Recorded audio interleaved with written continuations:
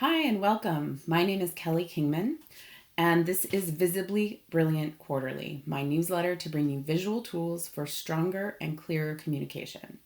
My guest in this interview is marketing expert Andrew Davis, and Andrew's keynotes, videos, his books, they all keep audiences on the edge of their seats. This is because he uses a storytelling framework he calls the mystery box, and he's going to walk us through exactly how it works. So we discuss video examples in this interview, but you can also use it for written content. So unfortunately, in our interview, I only captured Andrew on video. So I will be just a disembodied voice throughout. So I wanted to show my face, say hello, say welcome, and I hope you enjoy these really powerful tips on how to keep people on the edge of their seat with your content. Hey, Kelly. Thanks for joining me. And of course. I'm going to assume that a lot of folks are, familiar with what a great communicator you are and storyteller, but just for anyone who doesn't know, Andrew and I have been working on a video version of his podcast called That's How It All Began. Can you give us the spiel about? Yeah, sure. That's How It All Began is basically a little podcast that's designed to help you sell better by telling you the stories behind some of the biggest brands and personalities and business people in the world.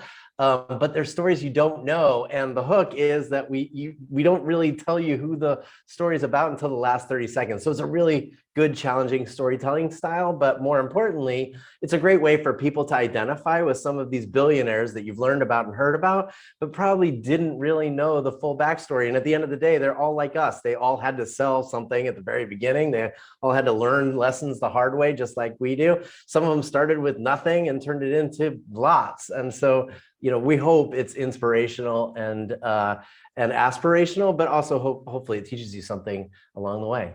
Yes. And where do we send people for that?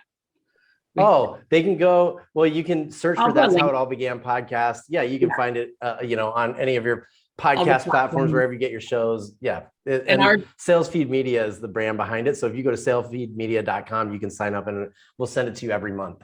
Perfect. And then I work with Andrew on the animated version, which is super fun. Yes. It's on YouTube. And yes. And Kelly is like the most amazing illustrator. She's brought every story to life because you can imagine like the challenges of telling a story about a famous celebrity, but you can't see who the celebrity is.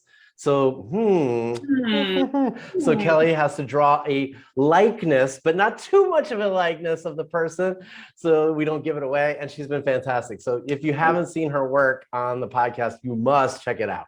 Thank you. Yes, it's been super fun. And through this process, this is how I know about your secret storytelling weapon, the mystery box. So can you tell us what it is? The mystery box. Okay, it's just a big blank piece of paper. No, so the mystery box is a framework that I invented to help me tell better stories.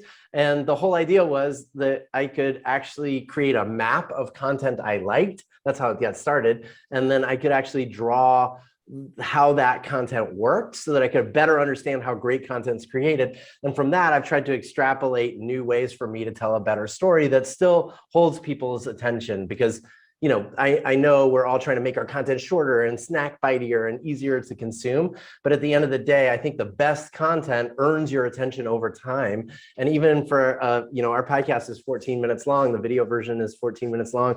And, we hope and we've seen that people will stick around for 14 minutes if you can construct a story well. And we're constantly trying to refine that. So it's not perfect, but it's a great way for us to think through and get everybody on the same page for the structure of the story we're trying to tell. So a mystery box is just a framework of how to tell better stories. I love a framework. This is why I wanted to talk to you about it, because frameworks help you visualize. So do you feel like you can walk us through? Okay. Yeah, let me walk you through how it works. So like the mystery box basically is at its most basic, just a map of the story you're telling. Okay. So here, I'll just, in case you have questions, you can go to Drew Davis here on like Twitter or Instagram or anywhere else, and you can find me. Okay. So the mystery box is basically a box. Oh, surprise, right? And I'll try to, I really am nervous always drawing in front of Kelly because she's so masterful. My drawings are not like Kelly's, but it's a box. Okay. And you can think of this as the very, right? It's the mystery box. That's the mystery box. So it starts at 0, right? Like this is 0 in linear storytelling terms. That's the very beginning of like a video or a podcast. And this is like 100% of your podcast, okay? And what I do when I'm watching any piece of content I'm trying to emulate or understand is I actually divide it up into 8ths. So essentially, this is like the first quarter of the video. So that would be 25% of the video in time. And this would be 12.5% all the way around the box. So I'll break up any piece of content and then I'll start watching it. And what I do, I try to do it really fast because if you overthink this, you're kind of missing the point of the map of the story. I'll just write down the significant events that are happening in the story. And from that, I create a framework. So for example, one of the easiest frameworks I've uncovered for telling a great story could be a testimonial, or, you know, if you're a B2B service provider, it could be a great story about a client that's been really successful using your platform. And what we do is we get in this formula of telling the same old story and over again. So what the mystery box does is try to help you understand what needs to happen in each 8th of the video. So I'll give you a quick example. Like in the very best case study stories, you have to set up very quickly, what does the audience desire, okay? What does the audience desire? That means what is the prospect you're looking to attract? What do they actually want? And usually it's the same as your character's desire. So all you're going to do is set up at the very beginning, hey, what do you want? Like if your software, you know, helps people create better proposals, that's great. Better looking proposals, that's great, but that's not what they want. They want to sell more deals faster, right? So you've got to set up the real audience desire. So if you're going to do a testimonial video, you want to see someone immediately saying, oh my gosh, you know, we had a hard time closing deals because it took us weeks to get out a beautiful proposal, and we were losing deals because people were doing it faster than us. Perfect. That means I identify with you, right? Okay, that's very simple. That's the very first step. And then in the next phase, essentially you want to start threatening the success of this outcome, what they desire. All right. So I'm just going to write these really quick, but you'll see how the map works. So threat 1. All right. And then you've got to pay off that threat. So for example, we'll just stick with this really simple proposal example. If you provided this proposal software, the first threat might be, well, you know, so we decided to actually just use a Google Doc template that we found online. And that was really fast to set up, which was really nice. Don't. Exactly, right? No, don't. But the payoff is it still doesn't look that great, right? So it's the resolution to that threat. And that payoff has to bring up a new threat, okay? So now we have threat number 2, okay? So then you're like, well, you know what we did? We hired a freelancer who every single Friday decided to actually, customize those. And all of a sudden you have payoff 2. Oh my gosh, our proposals look amazing, except now we can only send proposals out on Friday. So every time we're on a call with someone, if it's Monday, we say, hey, we'll send you out a proposal on Friday. We're still losing our deals, okay? So they solve that problem, but not really. And then you have to bring up threat number 3. And this is key. A lot of storytellers don't have enough drama. And in the best stories that we've looked at using the mystery box framework, it's 3. You need 3 threats. You have to raise the tension enough where people are like, oh my gosh, I think they're going to, no, they didn't get it. I think this is the answer. No, they didn't. Oh, I think this is the answer. No, it's not. What? That's what you need them feeling, okay? So you get them to threat number 3, then that might be, oh, you know what? So what we actually did was we, had the same designer create a template we could use. And that was awesome, except for payoff number 3, you're like, oh, guess what? We still couldn't customize them fast enough, and we don't have any design expertise, and we couldn't fit our words into the boxes she made for our awesome design template. So we were really in trouble, all right? Now the last box is the outcome as the payoff, all right? And that's the outcome or the conclusion to this audience desire. And that's usually, so that's when we found our proposal software of choice, and it turned out it was amazing. Now there's some nuances here that we can go into, but I'll just quickly show you the mapping part. These don't have to always occur in this order. I just mapped out the easiest framework for us, but they always have to have these little arrows that help us actually map out the very specific elements so that I know I've actually created the right kind of attention over right kind of time. Sometimes what we do is we end up creating a threat that's like half of the story. People so are bored. They're the like, proportion. I'm out. Yeah. Exactly. The proportions are really, really important. Yeah. So anyway, I went on and on about that. First of all, was that helpful? Yeah, that was awesome. It's perfect. And okay, good. I learned things. I was kind of seeing you use it for how you structured. That's how it all began. With the twist. I know you've been developing that also because it's about actual people's lives, which are messy and complicated and don't actually work this way. But the storytelling works this way. And I didn't realize that you actually, like, I could watch something and kind of break it down. Like, so I can take any example that I find compelling and kind of reverse engineer it. And That's then exactly how it started. Didn't realize that it's kind of keeping you on pace, keeping that balance between resolve and uncertainty so that you can drag people along however long you want. That's right. Exactly. Yeah. You're just creating a series of curiosity gaps. So like anytime when you bring up that big audience desire, you know that the audience is saying, oh my gosh, that's me. We have that problem. How do I solve that problem? And the only way to keep them along for the entire story is to see that there's progress and then there's a challenge. And what you're doing is educating them as to what other opportunities there in the market. So maybe they've even considered, oh, we're going to try a Google Docs template too. Well, you're just trying to show them that other people have done this and it doesn't work. So don't waste your time. And you're just trying to get them to realize that we understand it's a complicated process. Let me help you get to the end and provide a solution that solves all of these threats in a new and exciting way. And that's when people really do believe it's the right solution. And there are, well, yeah, did you have other questions about it? Or you want me to talk about call to action and like other things you can map in the mystery box? I was kind of curious, like we went through a case study. What are some other things like you've done with it? Oh, well, I mean, the mystery box you can use for anything, but the same kind of thing exists here. I'll just show you on this one really simply, but like you could actually do this with even a how-to video, right? So a how-to video is one of the easiest things to map because the audience desire is really clear. It's like, how do I customize a Google Doc? Well, okay, that's their audience desire. They want to customize a Google Doc. Now, a lot of people will just map out the steps around this. But if you think of it again as threats and payoffs, you may want to tease them at the very beginning that say, hey, this process looks really simple and I'm going to walk you through the steps, but there are 3 gotchas and the gotchas are going to come at the quarters here. And that's when they're going to go, oh, I got gotcha number 1. I got to make sure I click that button and it's going to look nicer, whatever it is. They have to be real. So you got to create tension where the payoff is proportional. So you can't fake them out and say there's 3 gotchas, just kidding, there aren't any. So, but if you use the same framework, you can build a much better how-to video even. Or it could be an ad, a YouTube ad. You can think through what is the audience's desire, what's in their way, and you'll just end up reorganizing it. So it might be threat, threat, threat. So threat 1, 2, and 3.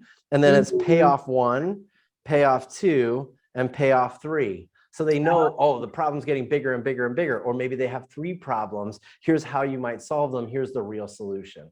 So you can kind of, if you know the story elements, you can be much more, kind of flexible with the way we put it together. I've identified like 3 easy ones in order of complexity. I can even send you them if you want to share them with people when you send out the quarterly newsletter. There's a bunch. There's a bunch. Okay. Yeah, but look, I mean, I think part of what's great about any framework is hopefully I'm just teaching you the basics and you can go find some content you like and map it. I mean, you can watch, CSI and map your own. Right. Game of Thrones. Game of Thrones. If you want to know why people watch it. Yeah, exactly. It's just death. He died, they died. We're good. Hope, a little tiny hope in the middle. Yes, that's right. Just to keep you going back. No, that's awesome. I mean, that's why we love frameworks, is hopefully it'll make the process of thinking through storytelling, which is often talked about in a sort of vague terms of like, no, there's mechanics, we can break it down. And then actually keep the proportions working together, right? So like Yeah, not absolutely. drag on and on with one or the other. Yeah, cool. Yeah, if you want to know why your content's not working, you can do the same thing, right? And it doesn't just have to be video. You could actually look at a newsletter. Like if you know people are never clicking the link at the bottom, well, they're probably not getting there. So what's the problem with the content in between? And if you map it out and say like, is the audience desire clear? If it's not, you've already got a problem in the very first quarter of your content. So, and there is the main challenge is figuring out the real audience desire. So that's right. It is a challenge, but I think generally a lot of organizations actually know what their audience desire is. They've just never articulated it, or they've not been listening close enough. And so, making sure that, especially if you're in marketing, making sure that you're actually having contact with existing clients and customers is really important. What are they actually trying to get done? Because it's not just make better looking proposals, if that's what you sell. They want to sell more stuff faster, and that's the real desire. That's what you need to hone in on. You want me to show you call to actions and where they go and why? Absolutely. All right. So here, we'll do a quick one. So one of the issues I think that people have is knowing where to put the call to action or where to start mentioning the product. Like, for example, if you created this customer testimonial video and you give it to your CEO to approve, what they're going to say immediately is, hey, you're talking about all this other stuff, but we don't see, when are you talking about our awesome proposal software? Like, they're going to be like, we need to be upfront. That's exactly the point of a framework like this. It's designed to help you create content that raises enough tension that they really need to know the answer now to how do you solve this real challenge, the audience desire, right? And if you immediately say right here, oh, we solved it with our awesome proposal software, people tune out. And so your audience retention, like if you're watching it, it looks like this. People are like, forget it, because that's where you mentioned the solution is software. It's a commercial. Yeah, exactly. It's like, this is a commercial. But what you're trying to get them to do is you're trying to get people to start watching and then keep watching, because they're like, oh my gosh, threat. Oh my gosh, what is the real solution? I've got to know. So the best place to put your first call to action is here. And we actually call this the seed call to action, the seed CTA, because we're seeding the idea. If you've created a great story, you might put something here like, hey, download our free demo of the proposal software, and get started immediately, or convert your Google Doc templates in 3 steps, right? Like that. Okay, they're not going to do that if you've created a great story, because they want to know what's the real outcome, what's the real payoff to this story. How did that person actually do it? But what you want to do is, at the height of their tension, you want to seed the action you want them to do immediately after they learn the answer. And then we prescribe what's called it goes right here at the very end, the tag CTA, which is a restatement of the same call to action, but with the like click here now type of action. So like download it now. But you want to, when they're at the peak of tension, when they're at the highest point of tension, that's when they're actually more likely to be actually consuming the information you're showing them. That's when they're tuned in to the peak of their attention. And you can see the call to action very easily. Sometimes they'll even open a new browser when they see that, and they'll put in like downloadnewsoftware.com or whatever it is, but they come back and watch the end. So give me an example of a seed call to action, because I'm trying to imagine. A seed call to action, it would be like let's say the story is about Jennifer and her proposal journey, right? It might be like, see the software that Jennifer's using by going to jennifersawesomestory.com. Oh, okay. So like you're connecting the story and the call to action as just a seed with no expectation that people are going to click it. It's kind of, you want to imply that we want you to do something right now, but we know you're not going to do it. Right. There's more to watch. So we get it, right? It's not like download now, click here now, buy now, do it now. Yeah. You just want to seed the idea. I like that. It's like a little bit of a priming or warm up or something. It's just kind of like, look, we know you're interested and we're going to tell you, but like. Exactly. That's exactly what it is. Yeah. Okay. Yeah, we don't want to miss the opportunity to chart the next piece of the journey for them, because sometimes, like the truth is, you will watch if you use a mystery box and compare it to audience retention. Here, I'll just like audience retention when it comes to a video is just the percentage of people who started the video over time, right? So like, I'll just draw two charts. Like, so this is the percent of people, and this is time of your video. So this is 100%. Okay, so 100% of the people start your video. So it always starts up here at 100. And if you create really great videos using a framework like a mystery box, you might see something like this. Like that would be a really good looking video. And then at the very end of the video, you see that.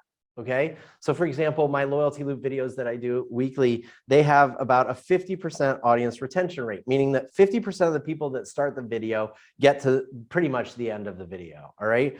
So what you know is as soon as they believe they've got the outcome, they know what happened, they drop off. As soon as you tell them, like as soon as the soundbite says, when I first signed up for proposalsoftwareawesomeness.com, that's when people are like, oh, that's the answer, and they're gone, right? Yeah. So we know that we need to seed that when they're really paying attention, which is probably right here. And if we're so lucky that they actually do make it to the very end, it's like these few people, that's where the tag call to action is, like click here to download now. Right. Like very few people see that. Yeah. Cool. I don't know. Was this helpful? Well, we'll let my audience decide whether it's helpful, but you tell us. I find it really helpful to have a visual story map. I think it's underutilized. I think, I love the overlap of writing and visualization. That's my jam. So I love it, but I hope it's helpful. We'll find out. I'm going to have people send you their experiments with it, right? I'll just have them. I would love to see that. That'd be cool, actually. That would be awesome. Well, but working on videos, I think, as I do a lot of now in this virtual time, we need some help in that department, because I think there's a lot of just like brochures, right, that we're doing. So yeah, that's my hope. Make it a lot more interesting for folks. Thank you so much. Yeah, thank you. And thanks to everybody watching. Yay. Talk to you soon.